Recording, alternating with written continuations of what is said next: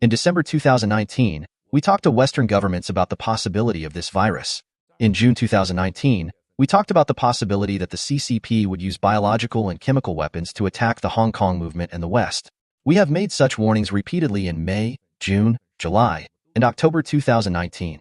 Later, everyone discovered that in the Hong Kong movement, many tear gas weapons used by the so-called police and the so-called public security weapons contained a large number of chemical weapons, as well as the rape, murder, and brutality of the black police of the CCP. In the end, in 2020, all members of the Whistleblower movement and the new federal state of China made an announcement to warn the world during the entire live broadcast of the Rule of Law Foundation on January 15, 2020. The CCP's announcement that the Wuhan virus was not transmitted from person to person and the infection was controllable and preventable was false. And we've tried to convey this information to the relevant U.S. government departments that this was a biochemical weapon attack. Later, together with Mr. Bannon and all our colleagues, we announced to the world the truth that this virus came from the CCP Wuhan lab, including the truth about deaths.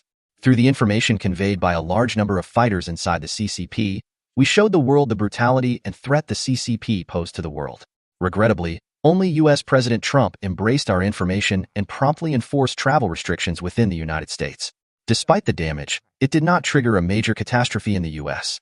Many countries that believed in our information were the beneficiaries, and those that did not believe suffered huge losses of life, property, and national security.